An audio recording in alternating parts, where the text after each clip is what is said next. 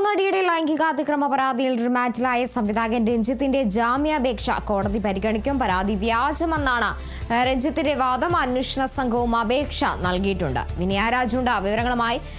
വിനയ, എന്തായാലും റിമാൻഡിൽ കഴിയുന്നതിന് പിന്നാലെ തന്നെ ഇപ്പോൾ രഞ്ജിത്ത് ജാമ്യാപേക്ഷ കൂടി നൽകിയ സാഹചര്യത്തിൽ കോടതി എപ്പോഴേക്കായിരിക്കും ജാമ്യാപേക്ഷ പരിഗണിക്കുക? കൂടാതെ ഈ ഒരു പരാതി വ്യാജമാണെന്ന രഞ്ജിത്തിന്റെ വാദം കോടതി അംഗീകരിക്കുമോ? പ്രധാനമായും ഈ കേസുമായി ബന്ധപ്പെട്ട് ഇപ്പോൾ ജാമ്യാപേക്ഷ പരിഗണിക്കുമെന്നാണ് മനസ്സിലാക്കുന്നത്. ലൈംഗിക അതിക്രമ കേസിൽ റിമാൻഡിലായിരിക്കുന്ന ഇപ്പോൾ കേസിൽ റിമാൻഡിലാണ് രഞ്ജിത്ത്. ഇതിനിടെ തന്നെ റിമാൻഡിൽ കഴിയുന്നതിനിടെയാണ് സംവിധായകൻ രഞ്ജിത്തിന് FFK യൂണിയനുകളിൽ നിന്നും സസ്പെൻഡ് ചെയ്തതായി ഇപ്പോൾ ഭാരവാഹികൾ അറിയിച്ചിട്ടുണ്ട്. FFK ഡയറക്ടേഴ്സ് യൂണിയനിൽ നിന്നും FFK റൈറ്റേഴ്സ് യൂണിയനിൽ നിന്നുമാണ് രഞ്ജിത്തിനെ സസ്പെൻഡ് ചെയ്തതായി അറിയിച്ചിരിക്കുന്നത്. ഈ ഒരു ലൈംഗിക ആരോപണം വന്നതിന് പിന്നാലെ തന്നെ FFK നടപടി എടുക്കുമോ എന്നടക്കമുള്ള ചോദ്യങ്ങൾ ഉയർന്നൊരു സാഹചര്യം ഉണ്ടായിരുന്നു.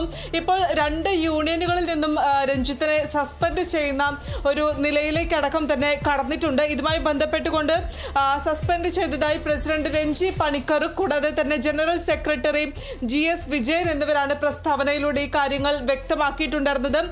കഴിഞ്ഞ ദിവസമാണ് ഒളിവിൽ പോകാൻ ശ്രമിക്കുന്നതിനിടെ രഞ്ജിത്തിനെ പോലീസ് പിടികൂടിയിട്ടുണ്ടായിരുന്നത്. അതിന് മണിക്കൂറുകൾക്ക് മുൻപ് മാത്രമാണ് രഞ്ജിത്തിനെതിരെ ഈ ഒരു യുവനടി പരാതി നൽകിയ കാര്യം രഞ്ജിത്ത് അറിയുന്നത്. അതിനുശേഷം ഒളിവിൽ പോകാൻ ശ്രമിക്കുന്നതിനിടെ അന്വേഷണ സംഘം പിടികൂടുകയായിരുന്നു. അതേസമയം തന്നെ രഞ്ജിത്ത് അതിനിടെ തന്നെ ഉന്നത ഉദ്യോഗസ്ഥരടക്കം തന്നെ വിളിച്ച് തന്നെ ഈ കേസിൽ നിന്ന് ഒഴിവാക്കണമെന്ന് ആവശ്യപ്പെട്ടെങ്കിൽ കൂടി ഇതൊരു തിരഞ്ഞെടുപ്പ് സമയമാണ്, നമുക്കറിയാം. അതുകൊണ്ട് തന്നെ അത്തരത്തിലുള്ള നടപടികളിലേക്കൊന്നും തന്നെ അന്വേഷണ സംഘം കടക്കാത്തൊരു സാഹചര്യമാണ്. അങ്ങനെ പിന്നീട് രഞ്ജിത്തിനെ അറസ്റ്റ് ചെയ്യുന്നൊരു നിലയിലേക്ക് അടക്കം തന്നെ കടക്കുകയായിരുന്നു. വളരെ നാടകീയമായിട്ടുള്ള സംഭവമായിരുന്നു കഴിഞ്ഞ ദിവസങ്ങളിൽ അരങ്ങേറിയത് എന്നതും ഏറ്റവും ശ്രദ്ധേയമായിട്ടുള്ള കാര്യം തന്നെയാണ്. ഉന്നത ഉദ്യോഗസ്ഥരടക്കം തന്നെ തന്നെ കേസുമായി ബന്ധപ്പെട്ട് ഒഴിവാക്കണമെന്നൊരു ആവശ്യം അറിയിക്കുന്നു. എന്നാൽ അതെല്ലാം തന്നെ നിരസിക്കുന്ന ഒരു സാഹചര്യമായിരുന്നു പിന്നീട് കാണാൻ സാധിച്ചിട്ടുണ്ടായിരുന്നത്. തുടർന്ന് രാവിലെ 7 മണിയോടെയാണ് രഞ്ജിത്തിനെ കൊച്ചി മരടിലെ മജിസ്ട്രേറ്റിന്റെ വീട്ടിലെത്തിച്ച് പോലീസ് 2 ആഴ്ചത്തേക്ക് റിമാൻഡ് ചെയ്തിട്ടുണ്ടായിരുന്നത്. അതിനിടയിൽ പിന്നീട് സബ് ജയിലിലേക്ക് മാറ്റുന്നു. ഈ സബ് ജയിലിലേക്ക് മാറ്റുന്ന സമയം രഞ്ജിത്ത് മാധ്യമങ്ങളോട് പറഞ്ഞ ഒരൊറ്റ കാര്യം മാത്രമാണ്, സത്യം പുറത്തു വരുമെന്നായിരുന്നു രഞ്ജിത്ത് അപ്പോൾ വ്യക്തമാക്കിയിട്ടുണ്ടായിരുന്നത്.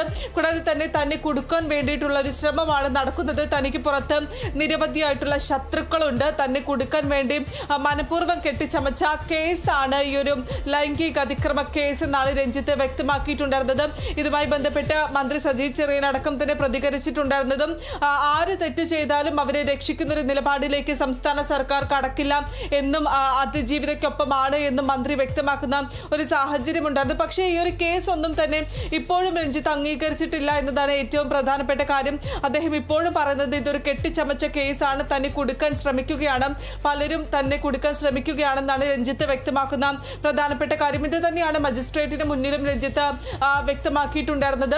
ഈ ഒരു കെട്ടിച്ചമച്ച കേസാണ് എന്നൊരു രീതി തന്നെയായിരുന്നു രഞ്ജിത്ത് പറഞ്ഞിട്ടുണ്ടായിരുന്നത്.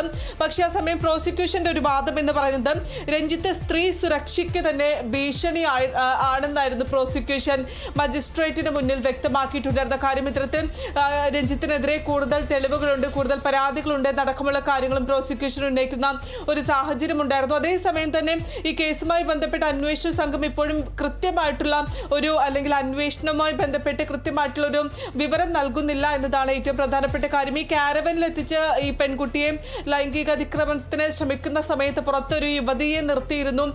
ആരെങ്കിലും ഈ കാരവനിലേക്ക് വരുന്നുണ്ടോ എന്ന് നോക്കുന്നതിന് വേണ്ടി ഒരു സ്ത്രീയെ പുറത്ത് നിർത്തിയിരുന്നു എന്ന് യുവനടി പോലീസിൽ പരാതി നൽകിയിട്ടുണ്ടായിരുന്നു. പക്ഷേ ഈ കാര്യത്തിലൊന്നും തന്നെ ഇപ്പോൾ അന്വേഷണ സംഘം കൃത്യമായിട്ടുള്ള ഒരു ഉത്തരം നൽകുന്നില്ല. ഇപ്പോഴും അതിൽ കൃത്യമായിട്ടുള്ള ഒരു ഉത്തരം നൽകുന്നില്ല എന്നതാണ് ഏറ്റവും പ്രധാനപ്പെട്ട ഒരു കാര്യം എന്ന് പറയുന്നത്.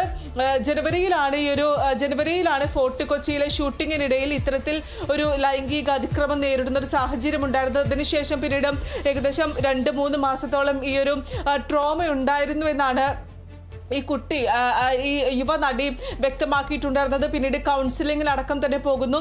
ഈ പല പോലീസുകാരുമായി ഒരു അടുത്ത ബന്ധമുള്ള ഒരു യുവതിയാണ്. അതുകൊണ്ട് തന്നെ പിന്നീട് പോലീസുകാരാണ് ഈ ഒരു പരാതിയുമായി മുന്നോട്ട് പോകുന്നതും. അതിനുശേഷം പിന്നീട് വളരെ രഹസ്യമായിട്ടുള്ള ഒരു അന്വേഷണമായിരുന്നു പോലീസിന്റെ ഭാഗത്ത് നിന്നും നടന്നിട്ടുണ്ടായിരുന്നത്. അങ്ങനെയാണ് കഴിഞ്ഞ ദിവസം ഇന്നലെ രാത്രിയോടെ രഞ്ജിത്തിനെ അറസ്റ്റ് ചെയ്യുന്ന ഒരു നിലയിലേക്ക് അടക്കം കടന്നിട്ടുണ്ടായിരുന്നത്. ഇനിയിപ്പോൾ കസ്റ്റഡി അപേക്ഷ അടക്കം തന്നെ പരിഗണിക്കുമെന്നാണ് മനസ്സിലാക്കുന്നത്. അതിനുശേഷം ശേഷമായിരിക്കും മറ്റു നടപടികളിലേക്ക് അടക്കം എന്തായാലും കടക്കുക. എന്തായാലും ഫെഫ്കയിൽ നിന്നും ഇപ്പോൾ രഞ്ജിത്തിനെ പുറത്താക്കിയിട്ടുണ്ട്. ശരി, വ്യക്തമാണ്. വിനയാണ് വിവരങ്ങൾ നൽകിയത്.